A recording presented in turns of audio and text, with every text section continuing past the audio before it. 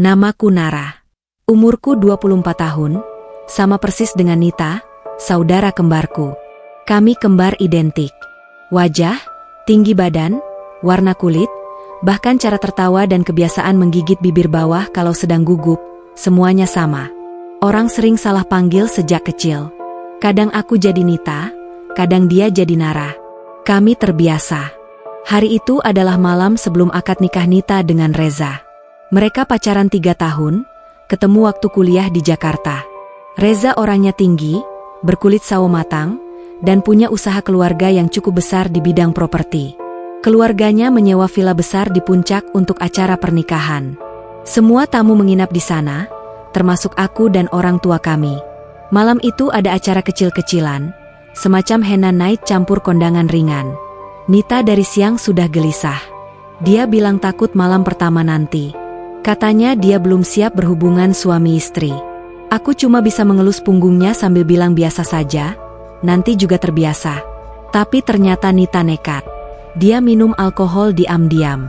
Banyak sekali. Awalnya cuma segelas wine, lalu jadi beberapa gelas koktail yang disediakan bartender. Aku baru sadar saat dia sudah limbung dan hampir jatuh di dekat kolam renang. Wajahnya merah padam, matanya sayu. Aku buru-buru menyangga tubuhnya dan membawanya ke kamar pengantin di lantai 2 villa. Kamar itu besar. Ada tempat tidur king size dengan kelambu putih, lampu-lampu kecil di sekeliling, dan bunga mawar merah di mana-mana.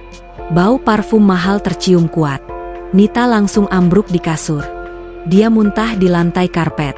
Aku panik, buru-buru ambil handuk dan membersihkan. Dia masih sadar, tapi bicaranya peluh. "Ra, aku nggak sanggup ketemu Reza malam ini, aku mabuk banget, nanti dia marah." Aku mengelap mukanya dengan handuk basah. Ya sudah tidur aja, besok pagi juga akadnya. Tapi Reza pasti nyari aku, dia bilang mau ke kamar pengantin jam 11 malam ini, dia mau kasih kejutan katanya. Aku melirik jam dinding. Sudah jam 10.45 malam. Nita tiba-tiba memegang tanganku erat-erat. "Gantikan aku bentar ya, Ra. Cuma sebentar. Kamu pakai bajuku, pakai perhiasanku, tidur di sini. Kalau Reza masuk, pura-pura aja lagi tidur. Besok pagi aku ganti kamu. Please, aku takut dia tahu aku mabuk." Aku langsung menolak. "Gila apa? Nggak mungkin." Tapi Nita mulai menangis. Tangisnya keras sampai aku takut orang lain dengar.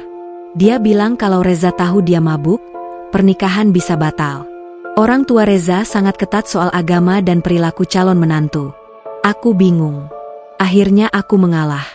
Aku lepas baju tidurku sendiri, ganti dengan gaun tidur pengantin yang tipis berwarna champagne milik Nita.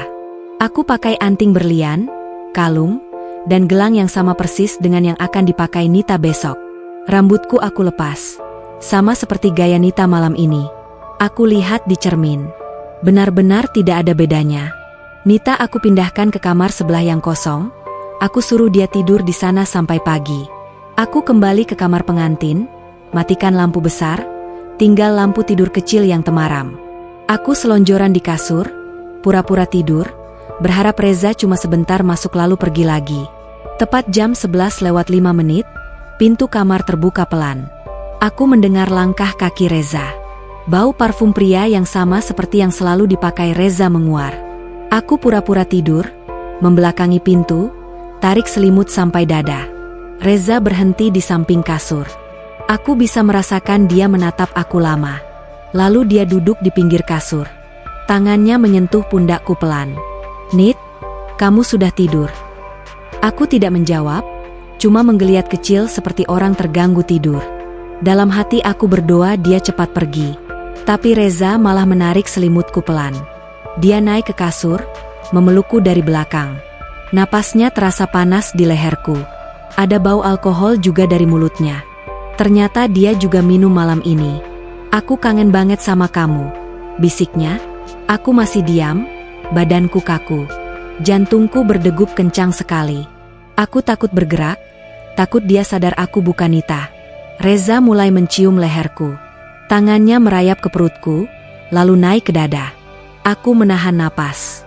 Aku ingin teriak, tapi suaraku seperti tertahan di tenggorokan.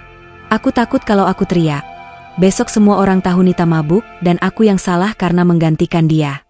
Reza semakin berani. Dia membalikkan badanku hingga menghadap dia. Dalam gelap temaram, wajahku pasti terlihat persis seperti Nita. Dia mencium bibirku kasar. Aku menutup mata erat-erat, air mataku mengalir pelan. Aku coba mendorong dadanya, tapi tenaganya terlalu kuat. Malam itu, di kamar pengantin yang seharusnya milik Nita, aku kehilangan segalanya. Reza mengira aku adalah istrinya. Aku tidak bisa melawan lagi. Rasa takut, malu, dan bersalah bercampur jadi satu. Aku cuma bisa menangis dalam hati sementara tubuhku diperlakukan seperti milik orang lain. Setelah selesai, Reza memelukku erat, mencium keningku berkali-kali. Dia berbisik, "Akhirnya kamu jadi milikku sepenuhnya. Nit, aku sayang banget sama kamu." Aku tidak menjawab apa-apa. Aku menunggu sampai napasnya teratur, tanda dia sudah tertidur pulas. Baru aku pelan-pelan lepas pelukannya. Badanku sakit semua. Aku turun dari kasur, kaki gemetar. Aku ambil bajuku yang tadi kusimpan di lemari, ganti di kamar mandi. Aku lihat di cermin, ada bekas merah di leher dan dada. Aku menangis tanpa suara. Aku keluar kamar pelan-pelan. Koridor villa sepi. Aku menuju kamar sebelah tempat Nita tidur. Dia masih terlelapak telentang, mendengkur kecil. Aku duduk di lantai kamar itu sampai pagi, memeluk lutut, menangis sampai mata bengkak. Pagi harinya, jam 5, Nita bangun. Dia lihat aku duduk di lantai, langsung tersenyum manis seperti tidak ada apa-apa. "Gimana, Ra? Reza marah enggak?" Aku menatapnya lama. Suaraku serak. Dia enggak marah. Nita memelukku. "Makasih ya, kamu emang saudara terbaik di dunia. Aku janji enggak akan cerita ke siapa-siapa." Aku cuma diam. Di dalam dada, ada sesuatu yang sudah mati malam itu. Beberapa jam lagi akad nikah akan dimulai. Aku harus berdiri di samping Nita sebagai pendamping pengantin, tersenyum di depan ratusan tamu, sementara di dalam hati aku hancur berkeping-keping. Aku tidak tidur sama sekali setelah keluar dari kamar pengantin. Aku duduk di lantai kamar sebelah, punggung menempel dinding dingin, sampai langit di luar jendela mulai berwarna abu-abu. Badanku pegal semua, terutama di bagian pinggang ke bawah. Ada rasa perih yang terus-menerus, seperti luka yang baru dibuka. Aku tidak berani melihat ke cermin kamar mandi. Aku takut melihat bekas-bekas yang ditinggalkan Reza di tubuhku. Jam 6 pagi, Nita bangun. Dia menguap lebar, rambut acak-acakan, wajah masih merah sisa mabuk. Dia melihat aku duduk di lantai, langsung tersenyum lebar seolah semuanya biasa saja. "Ra, kamu kok belum tidur? Makasih banget ya malam tadi." Reza ngomong apa? Aku menatapnya lama. Dadaku sesak sampai rasanya mau meledak. Aku ingin marah, ingin menampar wajahnya, tapi tenaga aku habis. Akhirnya aku cuma menjawab pelan, dia nggak ngomong banyak. Dia langsung tidur. Nita tertawa kecil. "Baguslah. Berarti dia nggak curiga apa-apa. Kamu hebat, Ra." Dia bangkit, merapikan gaun tidurnya, lalu keluar kamar untuk mandi di kamar lain. Aku tetap duduk, menatap kosong ke lantai. Aku merasa kotor. Aku merasa sudah bukan lagi Nara yang dulu. Aku mandi hampir 1 jam. Air panas aku buat mengucur deras. Aku gosok badanku pakai sabun berkali-kali sampai kulit memerah. Tapi rasa kotor itu tidak hilang. Setiap kali aku menggosok leher, aku ingat bibir Reza di sana. Setiap kali aku menyentuh dada, aku ingat tangannya yang memegang erat. Aku akhirnya duduk di lantai kamar mandi, memeluk lutut, menangis sampai air shower bercampur air mata. Pukul 8 pagi, aku dipaksa make up oleh tim MUA yang sudah datang. Aku jadi pendamping pengantin, harus berdiri di samping Nita sepanjang akad. Mereka menyamarkan lingkar hitam di bawah mataku dengan concealer tebal. Aku dipakaikan kebaya warna sage yang sama persis modelnya dengan kebaya Nita, hanya beda warna. Saat aku berdiri di depan cermin besar bersama Nita, kami benar-benar seperti cermin satu sama lain. Tidak ada yang bisa membedakan. Akad berlangsung hikmat. Reza duduk di pelaminan, tampan dengan beskap hitam. Dia tersenyum lebar saat ijab kabul. Aku berdiri tepat di belakang Nita, memegang baki seserahan. Setiap kali Reza menatap ke arah pengantin wanita, matanya seperti mencari-cari sesuatu. Kadang pandangannya jatuh ke arahku, lalu cepat dialihkan lagi. Aku menunduk sepanjang acara, takut bertemu mata dengannya. Setelah akad selesai, resepsi malam harinya lebih ramai lagi. Ratusan tamu datang, lampu-lampu warna-warni, musik keras, makanan berlimpah. Aku berusaha menghilang di kerumunan, tapi Nita terus menarikku untuk foto bareng. Setiap kali kami berdiri berdampingan, Reza ikut masuk frame. Tangannya selalu menyentuh pinggang Nita, tapi jari-jarinya kadang seperti ragu, seperti mencari posisi yang pas. Di tengah acara, saat lampu agak redup untuk sesi first dance, Reza mendekat ke arah kami berdua. Dia memeluk Nita dari belakang, mencium pipinya, tapi matanya menatapku. Tatapan itu membuat bulu kuduku berdiri. Ada sesuatu di situ, campuran bingung, hasrat, dan rasa bersalah yang dia sendiri mungkin belum mengerti. Aku memilih keluar dari ruangan resepsi, pura-pura mau ke toilet. Aku berdiri di teras villa, menghirup udara dingin puncak. Angin malam membuatku sedikit tenang. Tapi belum 5 menit, aku mendengar langkah di belakangku. Aku menoleh, Reza berdiri dengan segelas wine di tangan. Dia tersenyum kecil. "Kamu capek ya, Ra?" Aku mengangguk pelan, berusaha menghindari tatapannya. Dia melangkah lebih dekat. "Tadi malam, aku kayak mimpi buruk gitu. Aku ingat aku masuk kamar, peluk Nita, tapi kok rasanya aneh. Kamu tahu nggak kenapa?" Jantungku hampir copot. Aku mundur selangkah sampai punggungku menyentuh pagar kayu teras. "Nggak tahu," jawabku cepat. "Mungkin kamu kecapean." Reza menatapku lama. "Kamu mirip banget sama Nita. Kadang aku sampai takut salah peluk." Aku tertawa kaku. "Biasalah, kembar identik." Dia mengangguk, tapi matanya tetap menyelidik. Untung saat itu Nita muncul dari dalam, memanggil Reza untuk foto keluarga. Reza mengikuti Nita masuk lagi. Aku menarik napas panjang, hampir pingsan karena takut. Malam itu aku tidur di kamar kecil di lantai dasar, jauh dari kamar pengantin. Aku kunci pintu rapat-rapat, taruh kursi di depan gagang pintu. Aku takut Reza salah masuk lagi. 2 minggu setelah pernikahan, Nita dan Reza pindah ke apartemen baru di Jakarta Selatan. Orang tua meminta aku ikut tinggal bersama mereka sementara. Katanya biar Nita tidak kesepian dan ada yang menemani kalau Reza sibuk kerja. Aku sebenarnya ingin menolak, tapi Nita memohon-mohon. Dia bilang dia takut sendirian di kota besar. Aku akhirnya mengalah lagi. Hari pertama di apartemen baru, aku melihat Reza membawa pulang banyak barang. Dia tersenyum ramah seperti biasa, tapi setiap kali aku lewat di dekatnya, dia seperti menahan napas. Kadang dia memanggil, "Nit," padahal aku yang lewat, lalu buru-buru meralat jadi, "Ra." 1 bulan berlalu. Aku berusaha menjaga jarak. Aku tidur di kamar tamu, selalu kunci pintu. Tapi suatu malam, sekitar jam 2 pagi, aku terbangun karena mendengar pintu depan apartemen dibuka. Reza pulang terlambat, pasti dari acara kantor. Aku mendengar langkahnya di koridor. Langkah itu berhenti tepat di depan pintu kamarku. Aku menahan napas. Gagang pintu digoyang pelan. Untung aku kunci.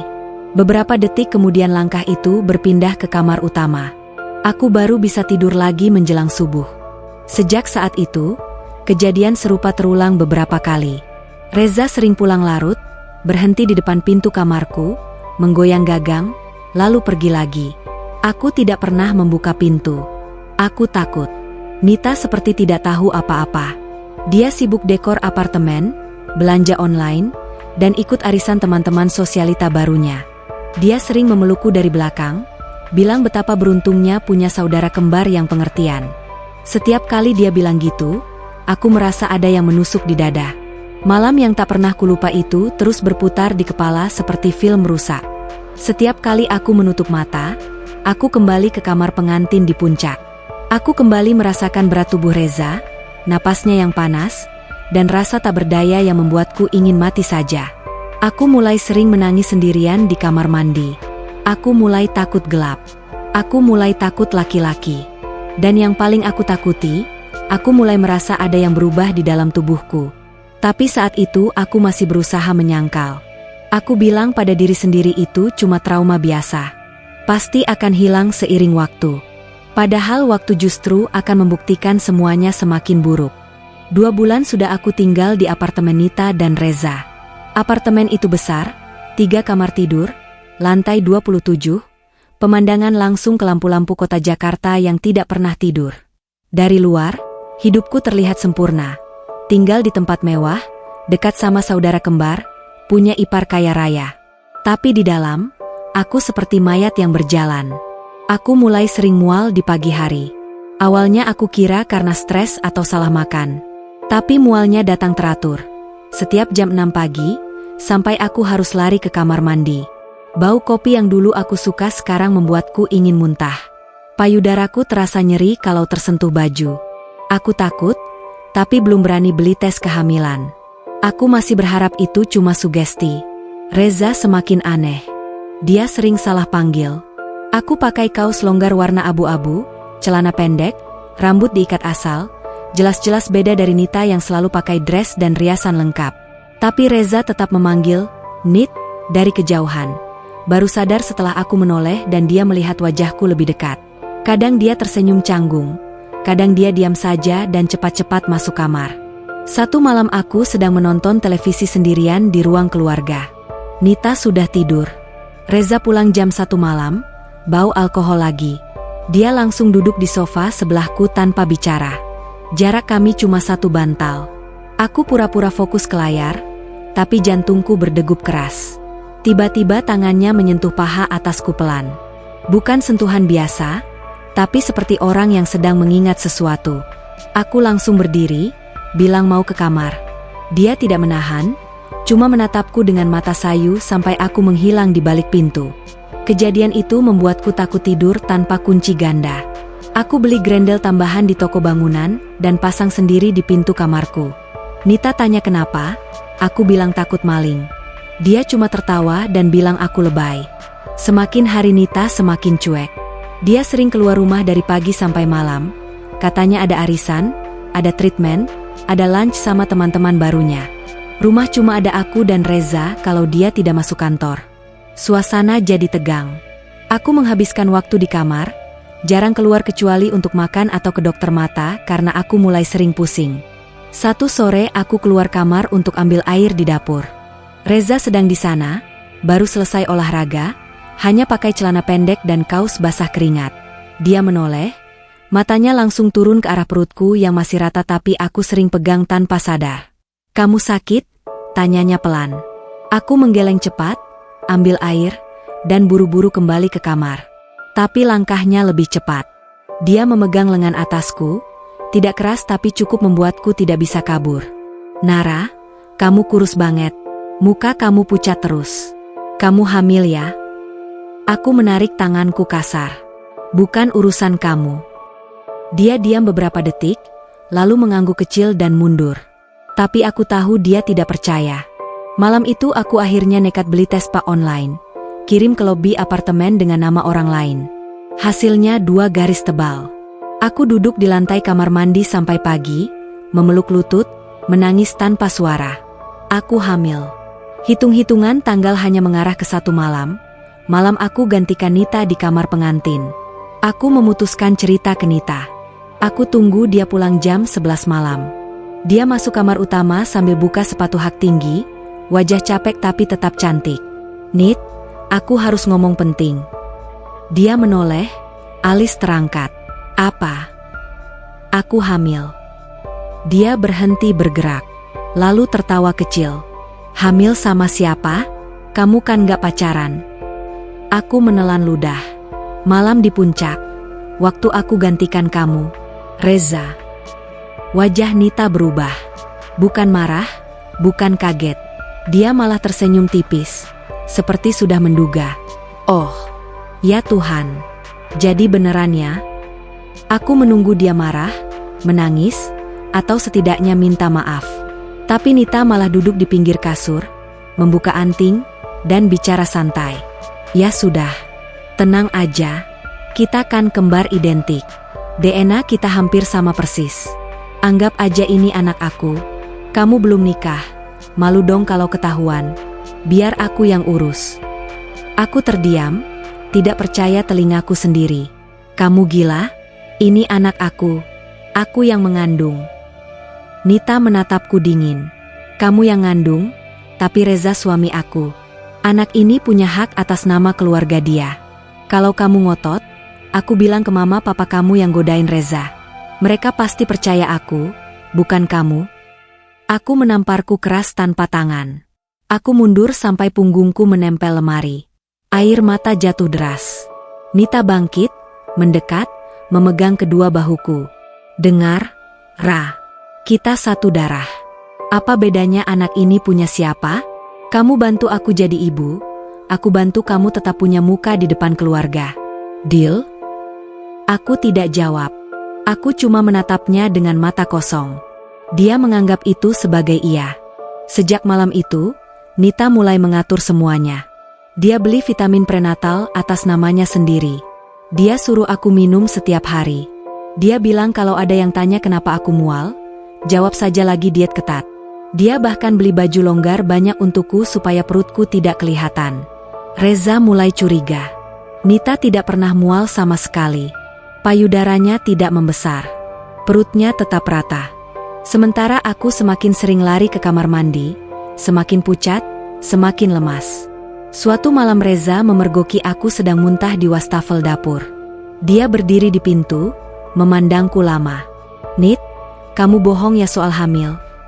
Aku tidak jawab, cuma membersihkan mulut dan lari ke kamar. Tapi sejak itu tatapan Reza ke arahku berubah lagi. Lebih dalam, lebih gelap. Dia seperti mulai menyusun puzzle di kepalanya. Rahasia yang aku simpan rapat-rapat mulai retak sedikit demi sedikit. Dan aku tahu, tidak lama lagi semua akan meledak. Kehamilan itu semakin nyata setiap hari. Perutku mulai membesar pelan, dulu cuma kembung, sekarang sudah ada tonjolan kecil yang tidak bisa disembunyikan lagi kalau pakai baju biasa. Nita langsung bertindak cepat. Dia belikan aku banyak kaos oversize dan dress longgar warna gelap. Dia juga suruh aku pakai korset tipis khusus ibu hamil, supaya bentuk perut tidak terlalu mencolok. Aku nurut, karena aku tidak punya pilihan lain. Pagi hari jadi neraka. Mualnya datang seperti gelombang, kadang sampai aku muntah darah tipis-tipis. Nita cuma bilang biasa, katanya semua ibu hamil pertama pasti begitu. Dia sendiri tetap ceria, makan apa saja tidak mual, tidur nyenyak, kulitnya malah tambah glowing. Orang-orang di sekitarnya mulai curiga, tapi Nita pintar. Dia pura-pura mual di depan orang tua kami waktu video call, pegang-pegang perut pura-pura, bilang lagi ngidam jeruk Bali. Mama sampai kirim 1 dus jeruk ke apartemen. Reza semakin sering menatapku. Tatapannya tidak lagi cuma bingung, tapi penuh pertanyaan. Dia mulai pulang lebih awal dari kantor, duduk di ruang keluarga lama-lama, padahal dulu langsung masuk kamar kalau Nita tidak ada. Aku menghindari dia sebisa mungkin, tapi apartemen itu tidak terlalu besar. Pasti ketemu. Satu malam aku bangun jam 3 pagi karena ingin makan semangka. Aku keluar kamar pelan-pelan, buka kulkas, ambil semangka, potong di meja dapur. Lampu dapur cuma aku nyalakan yang kecil. Tiba-tiba aku merasa ada orang di belakangku. Aku menoleh, Reza berdiri di ambang pintu, hanya pakai celana pendek, rambut acak-acakan. Dia tidak bicara apa-apa, cuma melangkah masuk, buka kulkas, ambil air mineral. Tapi matanya terus ke arah perutku. Aku buru-buru tarik kaosku ke bawah supaya tidak kelihatan. Dia minum setengah botol, lalu tetap berdiri di sana. Aku ingin kabur, tapi kaki terasa berat. Akhirnya aku tetap potong semangka, pura-pura santai. Reza tiba-tiba mendekat, berdiri tepat di sampingku. Jaraknya cuma sejengkal. Aku bisa mencium bau sabun mandinya. Tangan kanannya pelan-pelan menyentuh perut sampingku, tepat di atas tonjolan kecil itu. Jari-jarinya dingin. Aku membeku. Aku tidak berani menepis, takut dia terkejut dan bertanya-tanya lebih jauh. Dia mengelus pelan, seperti orang yang sedang memastikan sesuatu. Lalu dia menarik tangannya lagi, tanpa kata-kata, dan kembali ke kamar. Aku berdiri mematung sampai semangka di tanganku jatuh ke lantai. Besok paginya Nita mengajak aku ke dokter kandungan langganannya di sebuah klinik elit di daerah SCBD. Dia daftar atas nama dirinya sendiri. Di ruang tunggu, Nita duduk manis sambil main handphone. Aku di sebelahnya pakai masker dan topi biar tidak kelihatan pucat. Dokter memanggil, "Ibu Nita." Nita langsung berdiri, tarik tanganku masuk bareng. Di dalam ruang USG, dokter perempuan itu mengoles gel dingin di perutku. Layar hitam putih menyala. Detak jantung kecil terdengar keras sekali. Dokter tersenyum, bilang usia kandungan sudah 16 minggu, janin sehat, beratnya normal.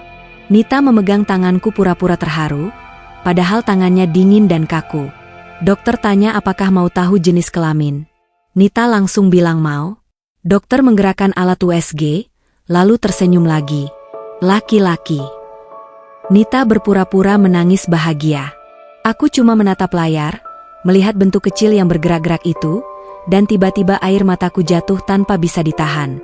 Bukan karena bahagia, tapi karena aku sadar anak ini tidak akan pernah memanggilku, Mama, di depan orang lain. Sepulang dari klinik, Nita langsung telepon Mama Papa, bilang dia hamil anak laki-laki. Suaranya ceria sekali, seperti benar-benar ibu yang sedang mengandung. Aku duduk di sofa, memeluk bantal, menahan perih di dada. Malam harinya Reza pulang lebih awal. Dia masuk kamar utama, Nita langsung memeluknya, cerita soal USG dengan semangat. Reza tersenyum, tapi matanya kosong. Dia melirik ke arahku yang duduk di sudut ruang keluarga. Aku buru-buru masuk kamar, kunci pintu. 2 hari kemudian, orang tua kami datang ke Jakarta. Mereka bawa oleh-oleh banyak, makanan kesukaan Nita, baju hamil, buah-buahan. Mama langsung memeluk Nita, mengelus perut Nita yang masih rata, bilang kok kecil sekali untuk 16 minggu. Nita cuma tertawa, bilang badannya kuat, tidak gampang buncit. Aku diminta masak di dapur supaya tidak banyak bicara.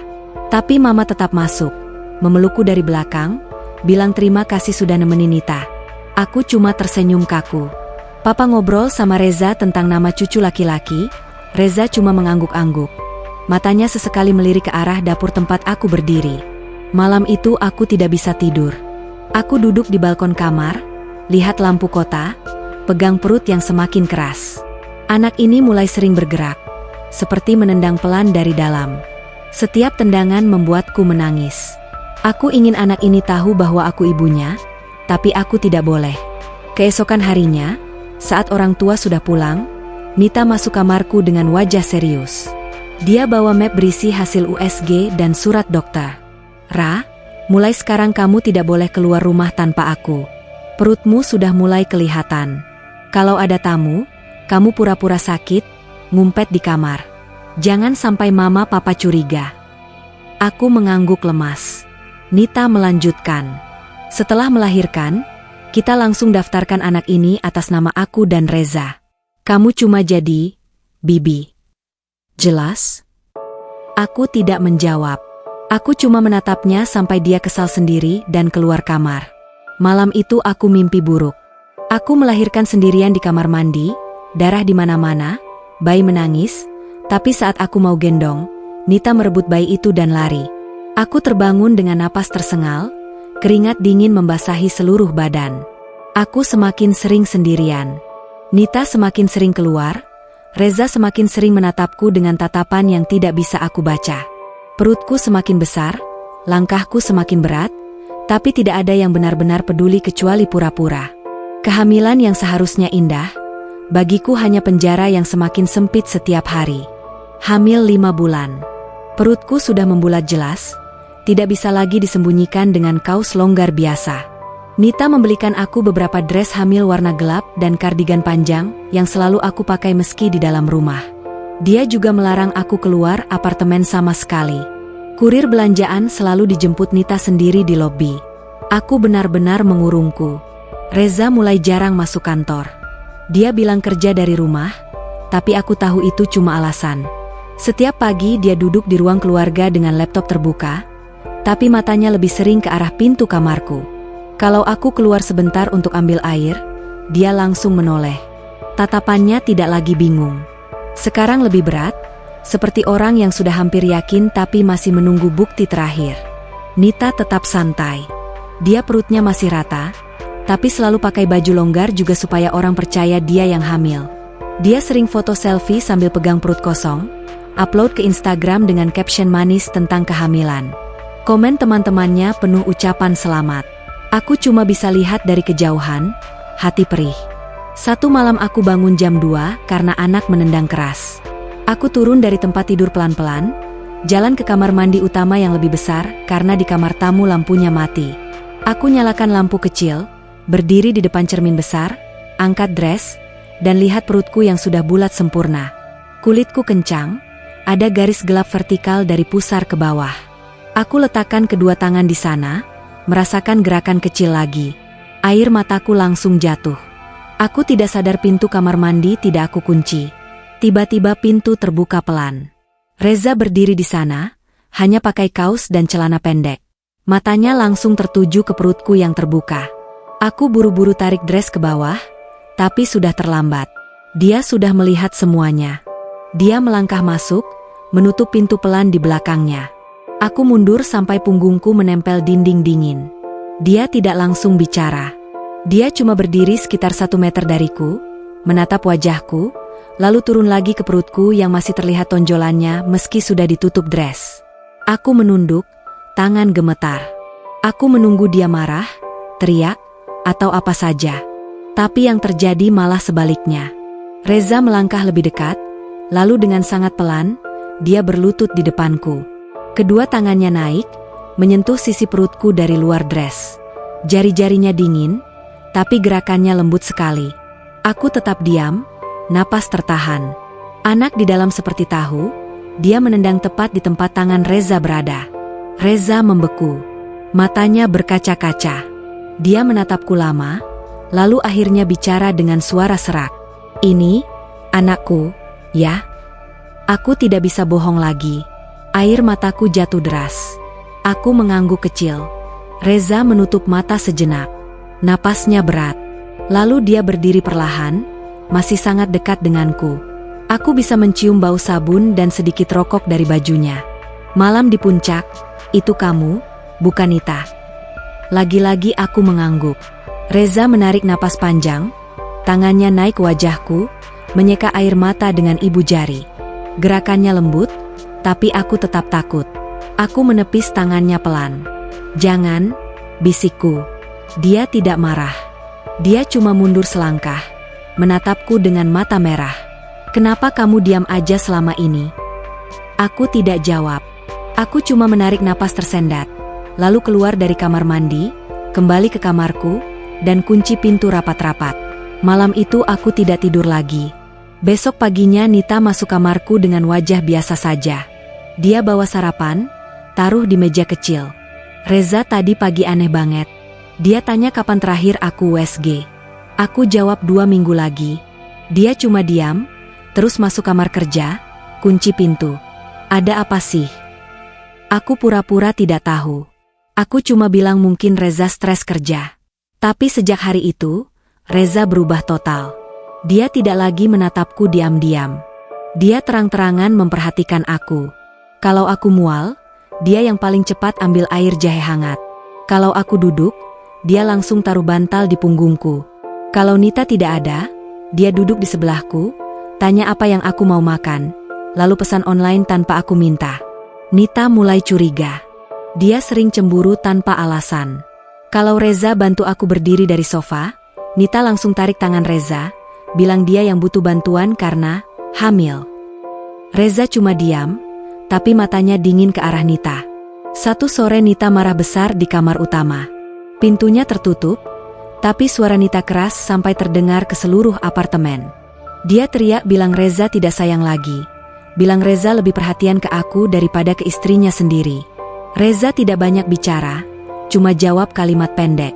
Aku dengar Nita nangis keras, lalu pintu dibanting, lalu Nita keluar apartemen dengan tas besar.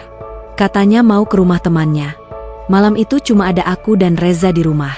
Aku mengunci pintu kamarku seperti biasa.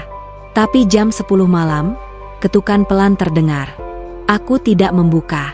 Ketukan berhenti, lalu ada suara kertas diselipkan di bawah pintu. Aku tunggu 5 menit, baru ambil kertas itu.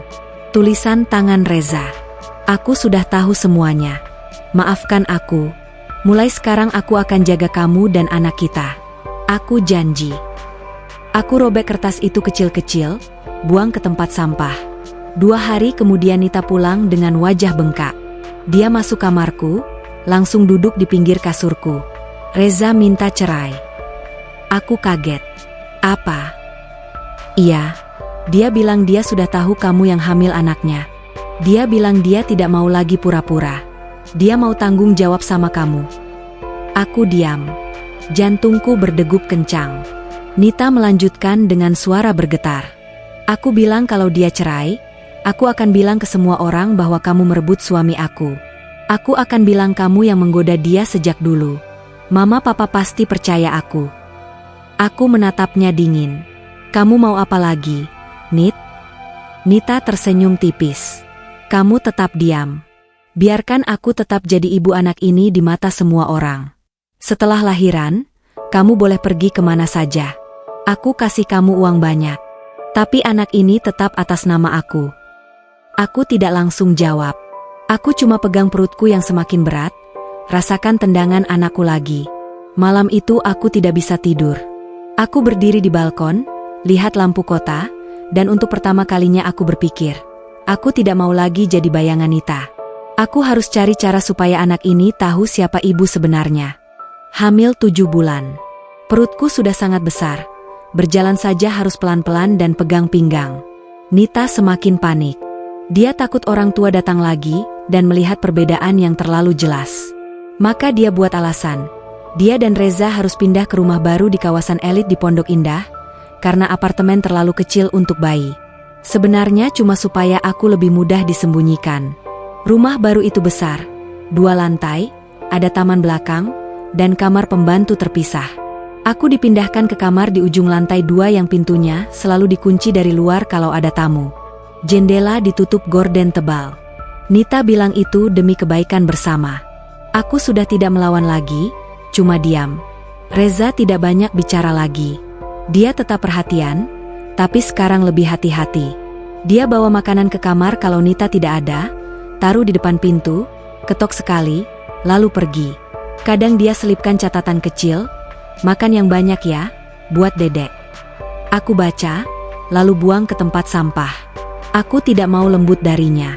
Aku cuma mau anakku kembali. Nita mulai menyebar gosip. Pertama ke mama lewat telepon, bilang aku depresi berat karena putus sama pacar rahasia. Lalu ke teman-teman arisannya, bilang aku hamil di luar nikah sama cowok yang kabur. Dalam seminggu, seluruh keluarga besar sudah tahu versi Nita.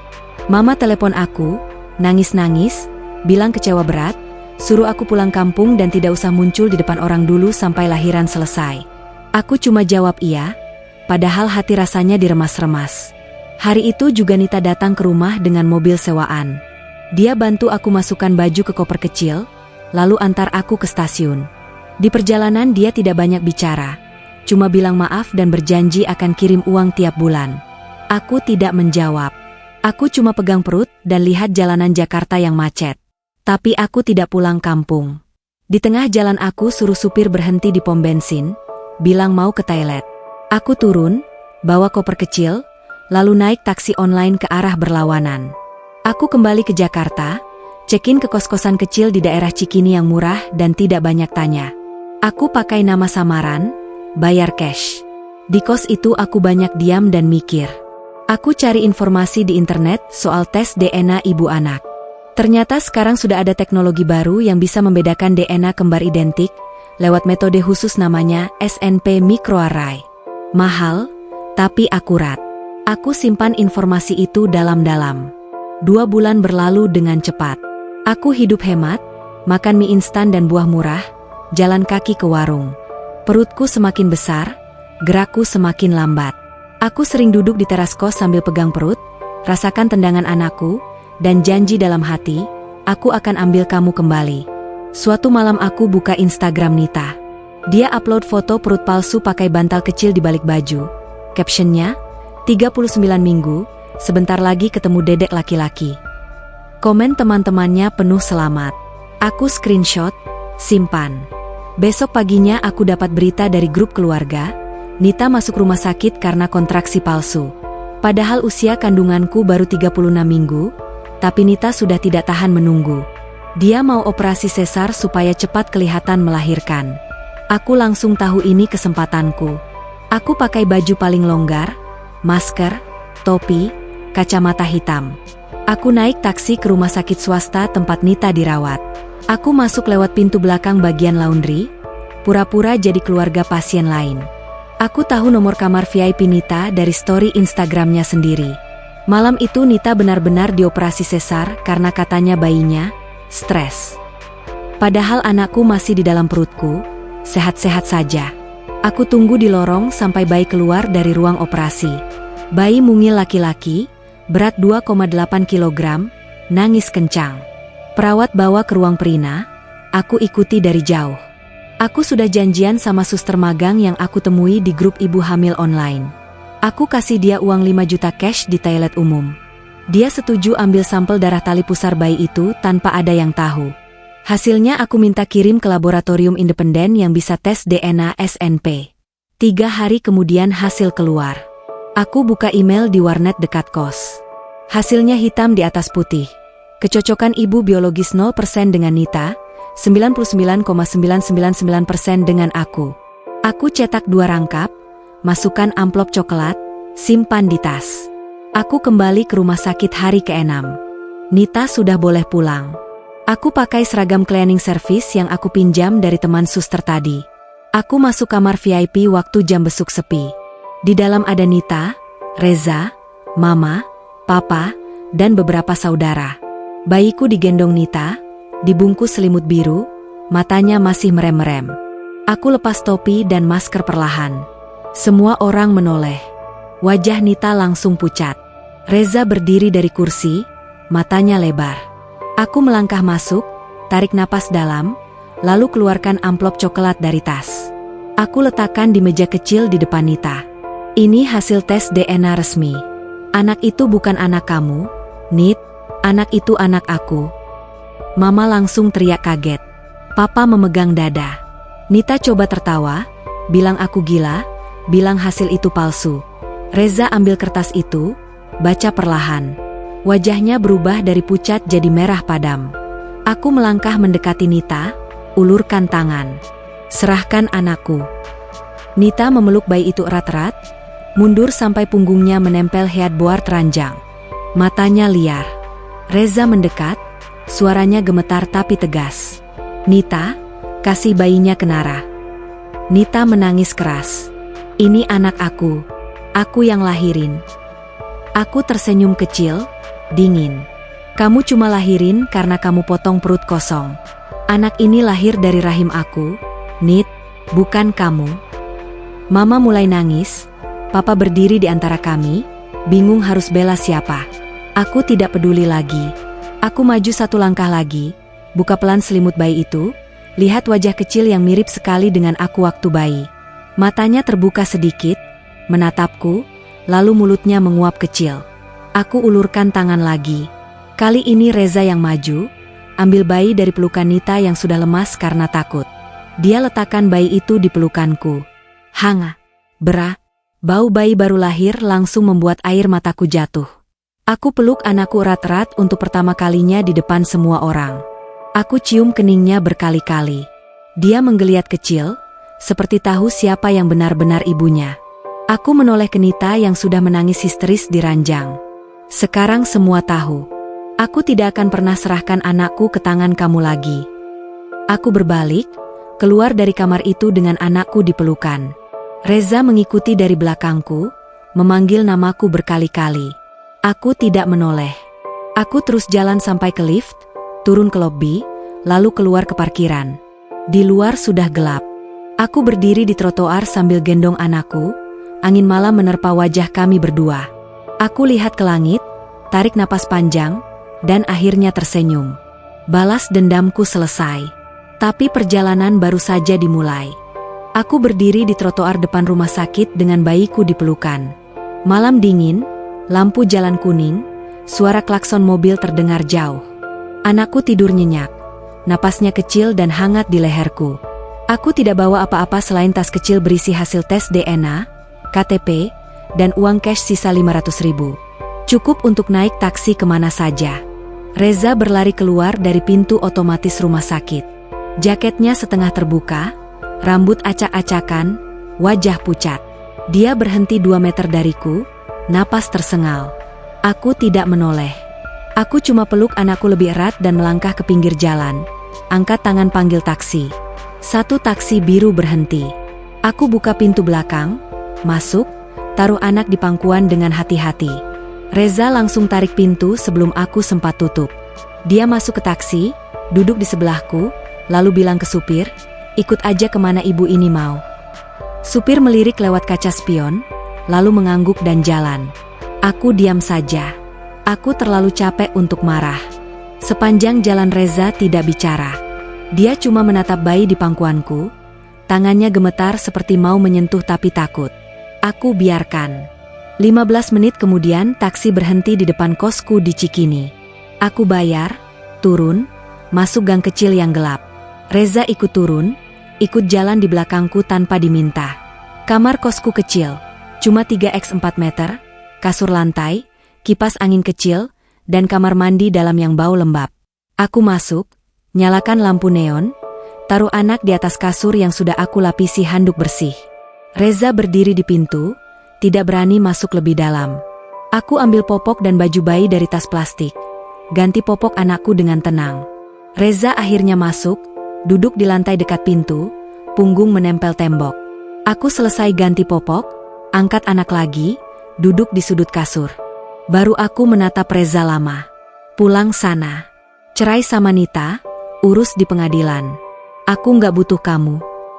Reza menunduk, tangannya mengepal di atas lutut.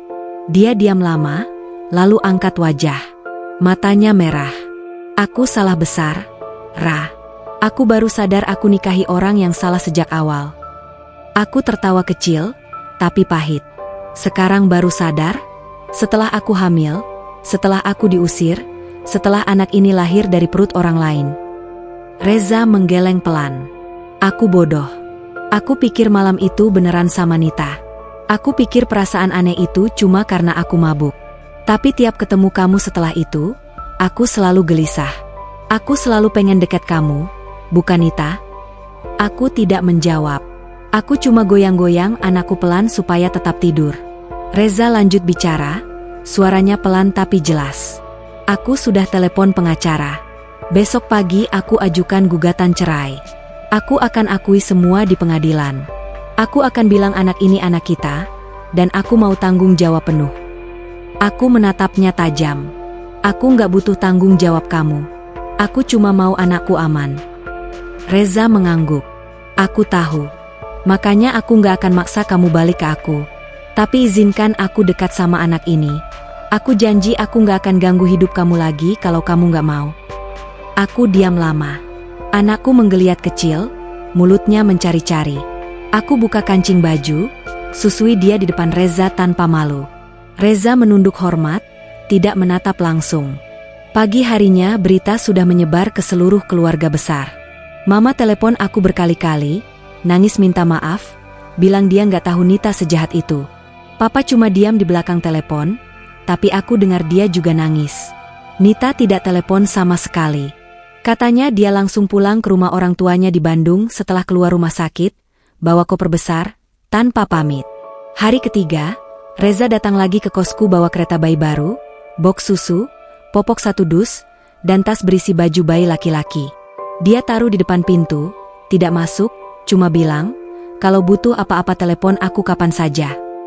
Lalu pergi. Seminggu kemudian sidang pertama cerai digelar. Aku tidak datang. Tapi Reza kirim foto putusan sementara, hak asuh anak jatuh ke aku sebagai ibu biologis, Nita hanya dapat hak kunjung 1 kali sebulan dengan pengawasan. Nita tidak hadir di sidang. Bulan demi bulan berlalu. Aku pindah ke kontrakan kecil 2 kamar di daerah, Tebet pakai uang tabungan, dan bantuan dari Reza yang aku terima cuma untuk keperluan anak. Aku kasih nama anakku Rafa. Wajahnya campuran aku dan Reza, mata besar, hidung mancung, lesung pipi kecil. Reza datang tiap akhir pekan, bawa mainan, bawa makanan, gendong Rafa, ajak jalan ke taman. Aku biarkan. Lama-lama aku lihat dia serius. Dia tidak pernah maksa aku balik, tidak pernah sentuh aku lagi tanpa izin. Dia cuma jadi ayah yang baik untuk Rafa. 1 tahun kemudian, tepat di ulang tahun Rafa yang pertama, Reza datang bawa kue kecil dan kotak beludru hitam.